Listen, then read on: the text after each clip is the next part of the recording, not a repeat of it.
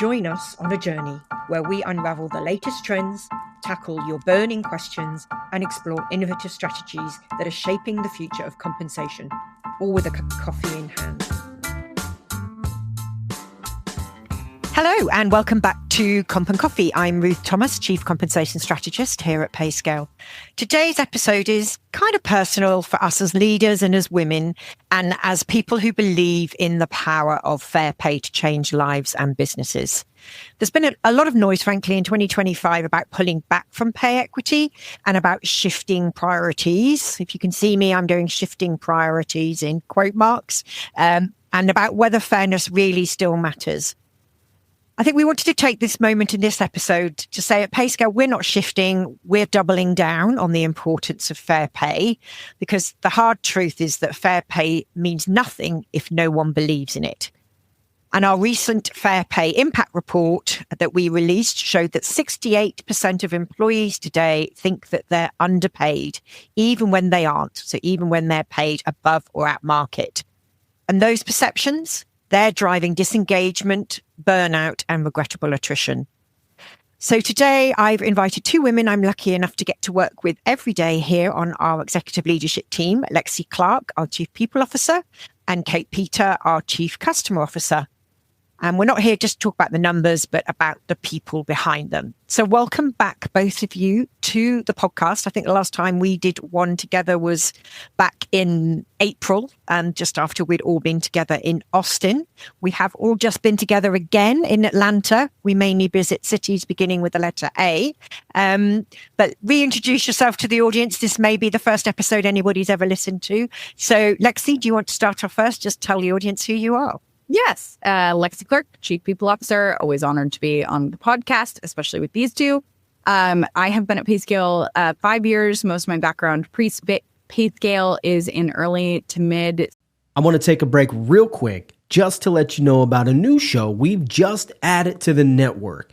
Up Next at Work, hosted by Gene and Kate Akil of the Devon Group.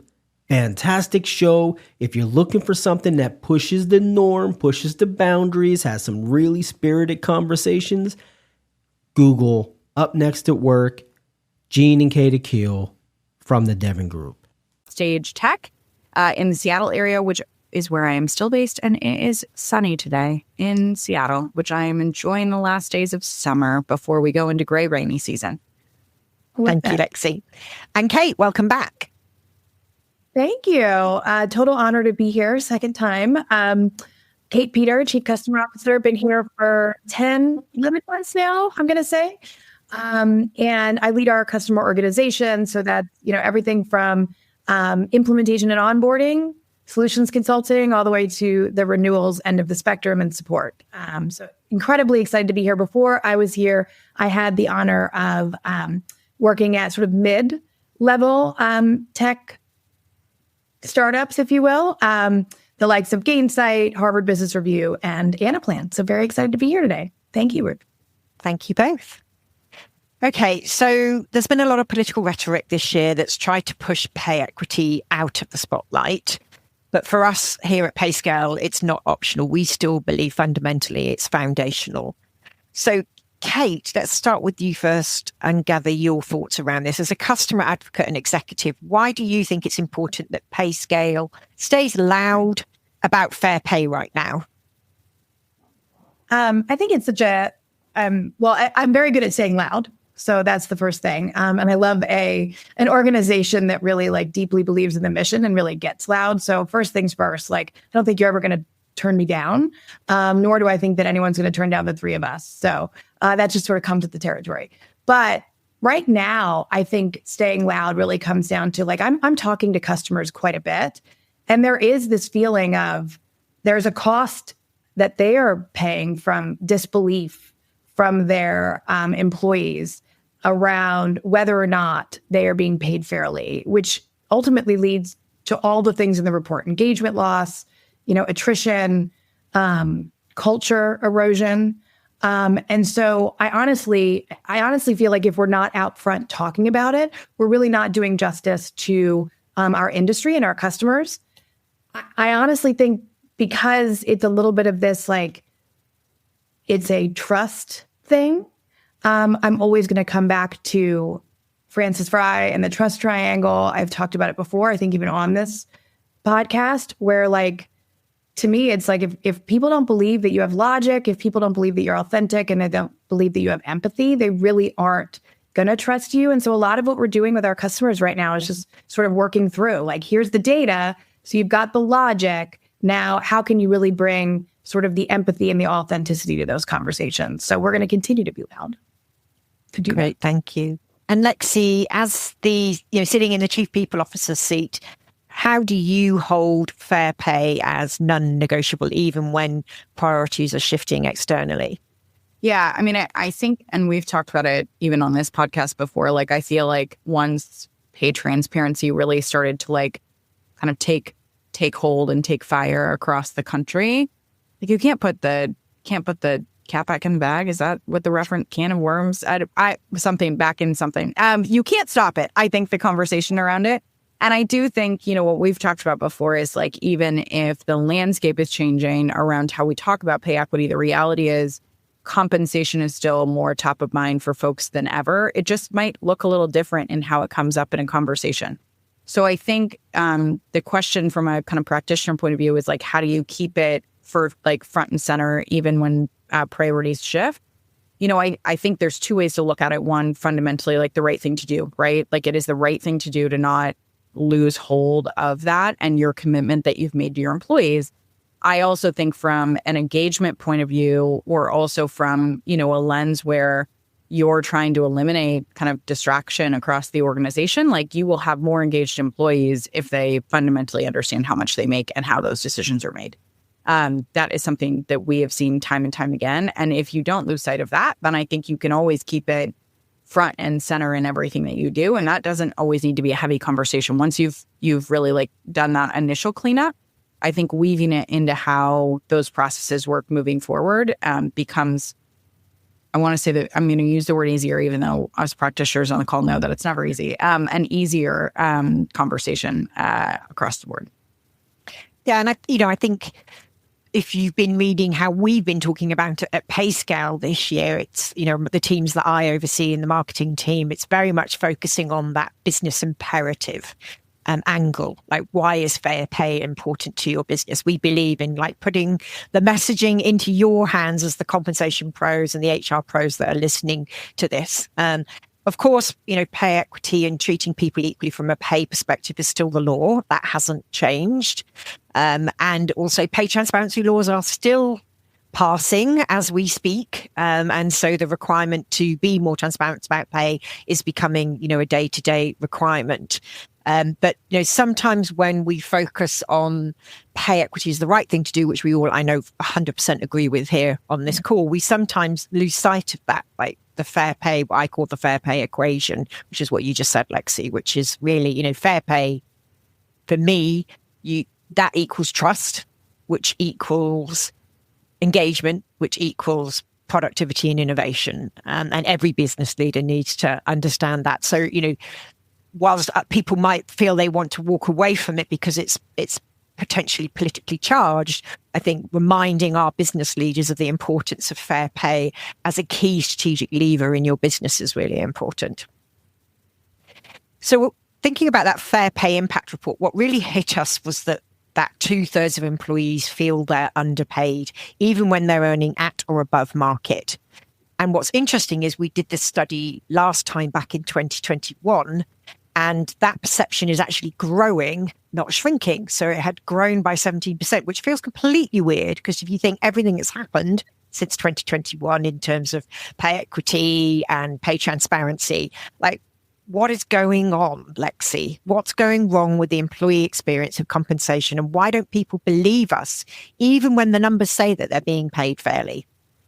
I think there's a couple things I would ground in. One is that it's not surprising that feeling has grown, mostly because I think there's more data than ever at employees' fingertips or candidates' fingertips to go and see what they're worth.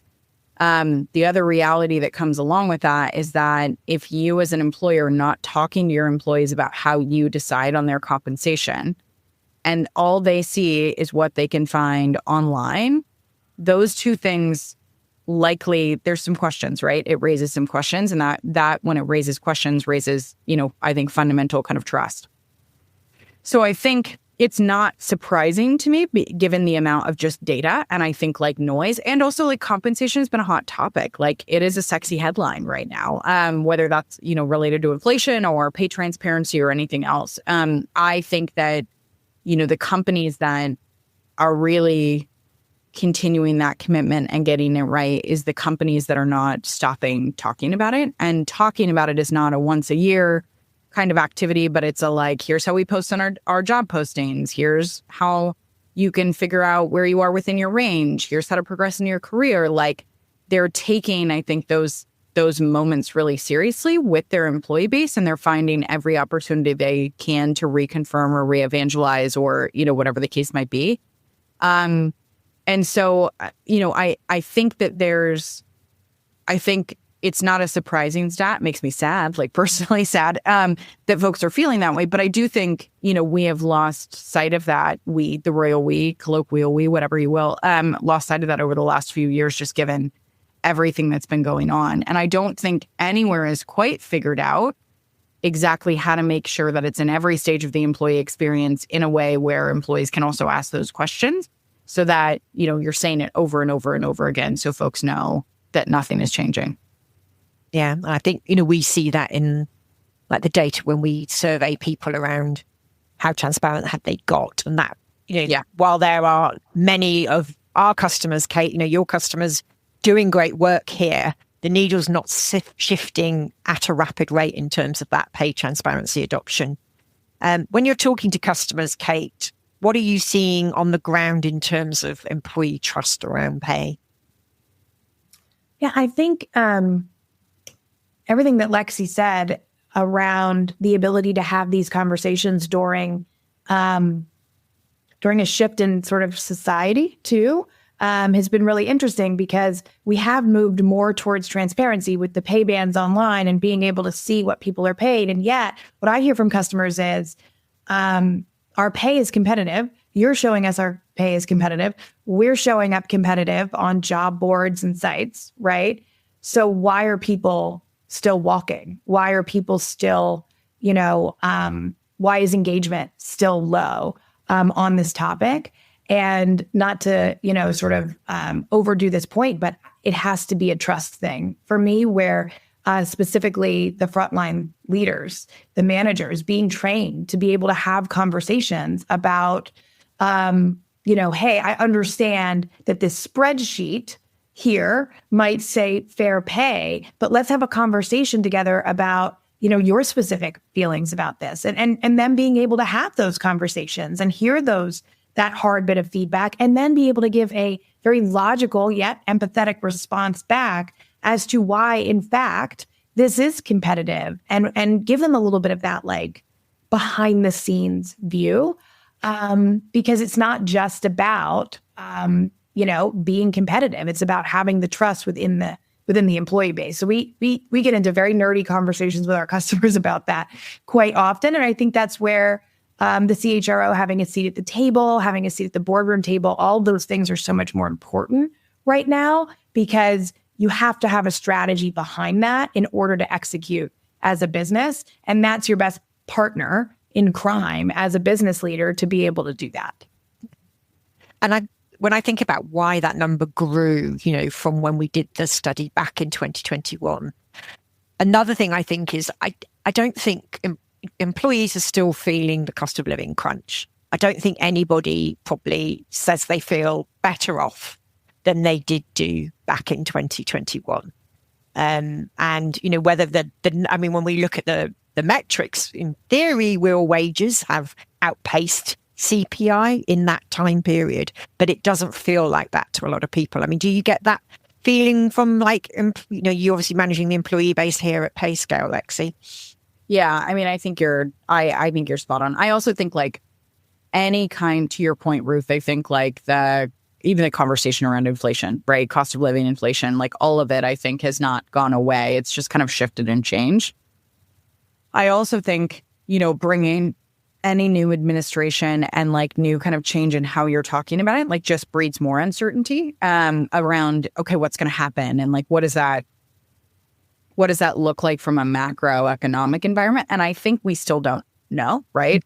You're closer on a lot of the conversations around the economist stuff than I am, Ruth, but there's still, I think, a question of like, what does this mean for the markets? There's been a lot of volatility this year, right? Like we've seen both good news stories and bad news stories, just in terms of kind of how things have progressed. And all of that impacts jobs. It impacts pay. It impacts security around wages. It impacts security in general, kind of within your role. Like, so I think all of those questions, that causes a point of friction or compression with employees as well. Because if they're reading headlines all the time while they're working, whether they're hybrid or remote or, fully in office, there's always something in the back of their mind going, well, what does that mean for the company I'm at? And what does that mean for how much I get paid? And what does that mean for merit next year? And how can I make sure that I can, plan to take care of myself and the rest of my family? Like, I think it becomes this underlying kind of question. And I don't think it has gone away. And I guess it not going away means this question has not gone away. And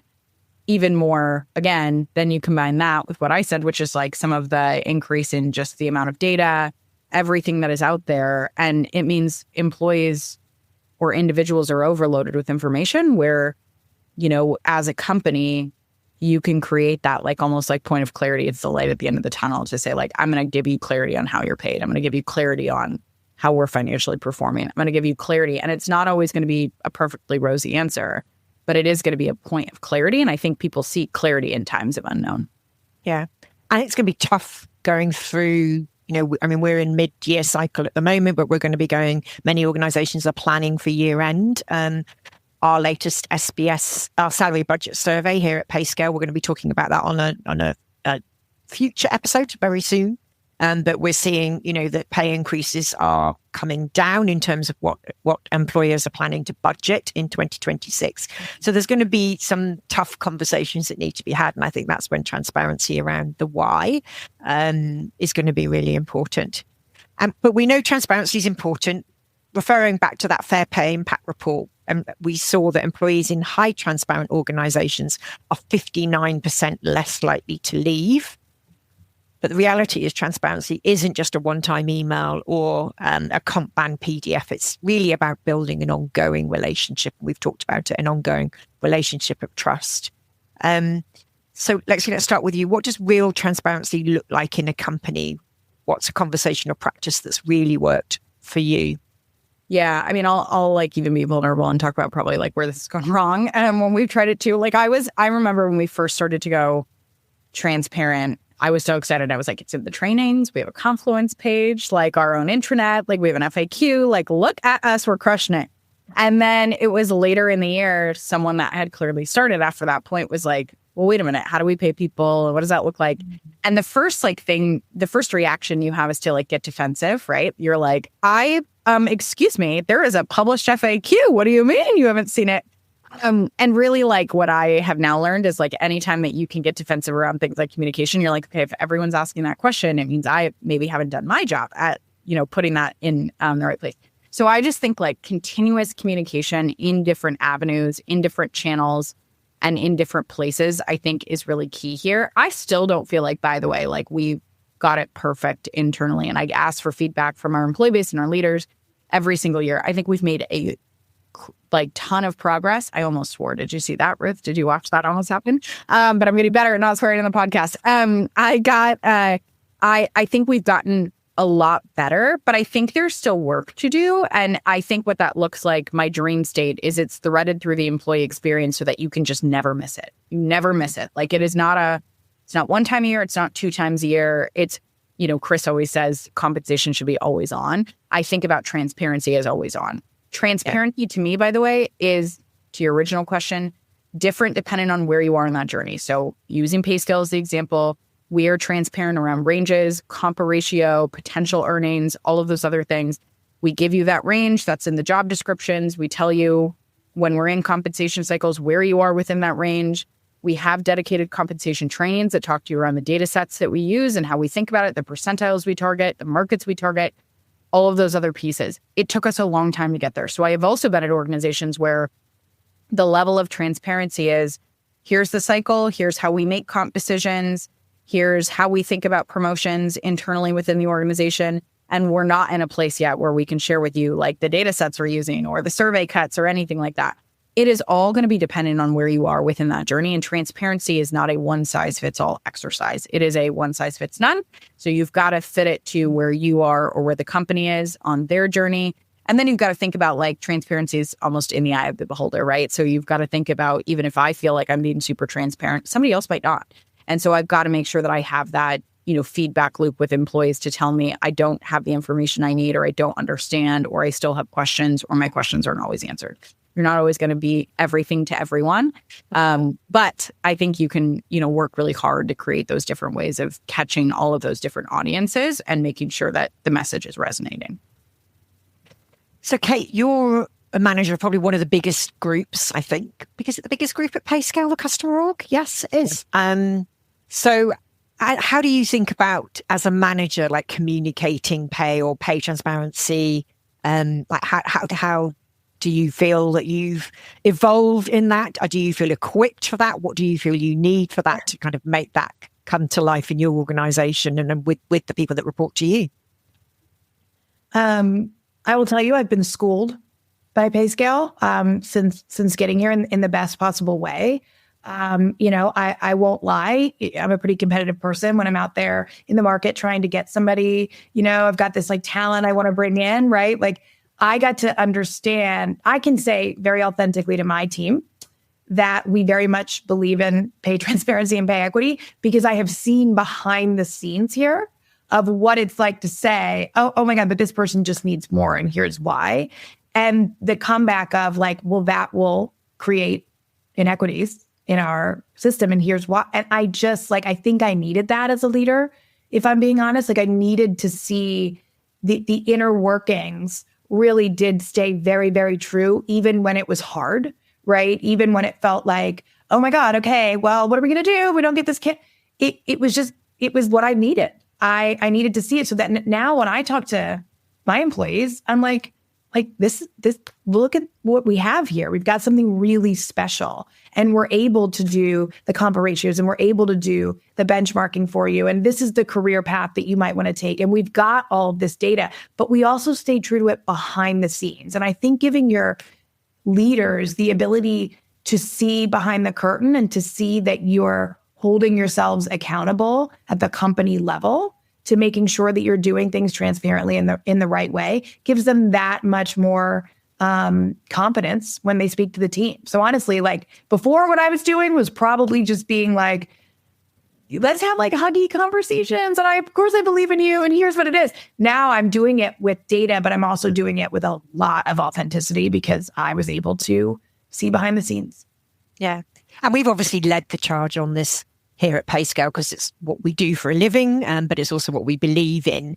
But I do think, that being consistent and that ongoing visibility, once that gets embedded and people are kind of used to that, it becomes so much easier. These conversations become so much easier, and every new hire conversation you have, every, review conversation you have, every career development conversation, it just becomes a lot easier. Because as managers, you've got that bedrock of training around like what is the process we've gone through, how we're trying to manage internal equity. So I think if you're starting your journey and you're listening to the podcast, we know many people are focusing on how do we get pay comms in place. It's, just do the hard work. It will become easier as it starts to get embedded in the culture and the way that your managers think. It does become easier. Well, we're all women in the C-suite here, and we've probably all had some moments where we've questioned if we were being paid fairly or if we were being taken seriously for asking. And that gives us a unique lens. I'm interested now, we're going to get a bit personal. Again, have you had a personal moment that shaped the way you approach pay transparency and trust today, something that still drives you in your work today? Lexi, let's start with you first. Have you had a personal moment that shaped the way you approach pay transparency and trust today? I think I've had a couple. So early in my career, I remember I had some leadership change at at one of the companies that I was at, and during that leadership change, like this is never the way I think that you should deliver. I think it was well-intentioned, but the impact, they came to me and they were like, well, I looked at your pay and I was shocked at how much money you made. As in, it's too low. And they were like, I was shocked. I mean, you don't make enough money. And I remember I was like, fresh out of college, a couple of years out of college, I was like, what? What do you mean? I thought it was fine, like not knowing any better. So I guess lesson for that, that was a lesson for me where I was like, oh man, I need to be probably more in touch with the market and more in touch with what's going on. And also there's a know your worth kind of thing there. But that was what a way to learn it. And then, I just talked about some of this actually when we were in Atlanta last week, but I had a mental goal for myself to be a director by the time that I turned 30. I was really excited to come to Payscale because it fit in all of my career aspirations and fit that timeline and all these other things. But I remember, I was running kind of multiple functions at my, last opportunity, and I had asked for a director role. And the answer I got was you're tremendously valuable, you're great, all these other things, but we're just not quite sure what a director level looks like for you. So we're going to wait. We're going to, even though, there's in leadership flux and some of these things, we're just going to wait and figure out if somebody else can figure out, we think you've done a bunch of work. And it just was a moment where I was like, oh, but I know that I can go get this opportunity elsewhere. And, I was how many years down the road, right? That first instance of being told I didn't make enough money. And now I was at a place where I was like, wait a minute, I think I should maybe have a different title. There's a, knowing and kind of acknowledging your worth, being able to quantify those types of moments that I think have been really, those were big for me. And I think they were big for me in the, never wanting to be too early or too late to recognize where someone is. And also, so early in my career, I wish I knew. Nobody sits you down and they're like, hey, so you're going to get into your career and you're going to have to advocate for yourself and you're going to have to know your worth. And here's how to know your worth. No one has that conversation with you. You just kind of learn it as you go from people around you. And I remember, a previous, I wish that I knew that early in my career. So those things I think have shaped my commitment and just, the knowledge. And then you think to yourself, you're like, how many people don't, right? How many people don't? And Kate, what about you? Have you had a personal moment that shaped the way you approach thinking about pay transparency and pay equity today? Yeah, I think very similar to Lexi. I have a few that sort of stick out in my mind. And I think each one of them had me sort of test myself. I think it's really easy to go back and be like, oh, I wish that person, had done something different for me versus taking very much what Lexi said and just flipping it and be like, okay, how do I advocate for myself? But I remember being sort of earlier in my career in a senior level role. And that's right around the time that people started posting pay bands.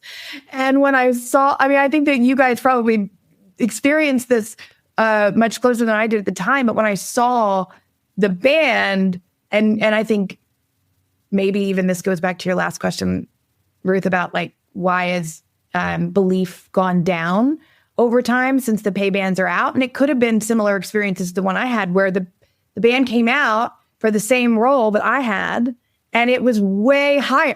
Just light years. I wasn't even on a map, right? And I had to have this moment of, just sort of sitting down and being I don't even know, who do I go? Who do I go to? I should be happy that we're being transparent, but and I remember just having this woman sit me down and she was like, you need to negotiate like a man. I'm putting that in quotes, right? You didn't do that when you came in, and that's where you start off. And, while everything she was saying was probably factually true, I just wanted someone to explain it to me and be there for me. I didn't want to sit in silence. For me, silence ended up breeding inequity in that scenario because I just didn't say anything. And all of a sudden I was like, wait, everybody else was farther ahead.